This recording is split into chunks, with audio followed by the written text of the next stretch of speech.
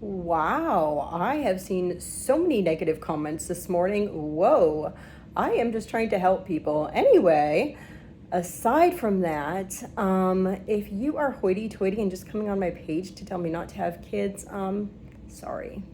You can just scroll on by. If you don't like my channel, if you don't like my family, then just go on by. I am trying to help other families during this crisis situation. There are so many people that are out of work because they're government workers. We have a shipyard right by us. One of my people who come in for Azariah, her husband works there, been laid off for a while. It's just crazy out there, guys. So I'm just trying to help people in practical ways. Anyhow, I watched this news article this morning, and 75% of our states, recipients for food stamps are actually working families, not people that are just sucking off the system. This whole thing affects me so very personally.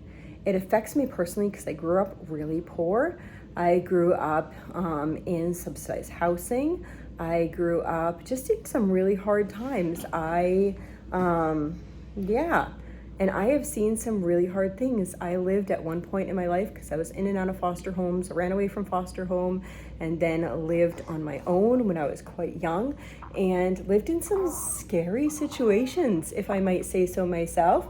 And we had very little food. There was days that I didn't have food. And so I'm just trying to give people tips and tricks in order to help their families. Also, growing up, I noticed that some members of family or extended family didn't know how to cook big bulk meals, and instead things were rationed. And I don't want to ration anything for my children, and I don't want others to have to ration anything for their children.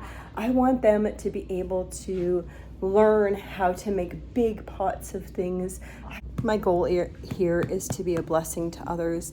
I really hope some of the comments that I get, I want you to evaluate yourself, because there was people during the Great Depression. They were hard-working individuals, and they were forced to sell apples on the side of the road. Nobody is immune to losing everything. So why don't you think about that when you want to talk about badly about people that are receiving assistance? What about, the single moms? What about moms or dads whose spouses have died, and they're working full time just to try to survive? What about these elderly people that have worked all of their lives and can't afford to live because the taxes in their area has just gone through their roof, and they own their house and they're getting shoved out of their house by the cost of taxes, and they worked their whole life? What about all those people? So if you want to be hoity-toity, take a step back, evaluate yourself, pray about it, and then come to comment on people's posts, because there's no room for that here.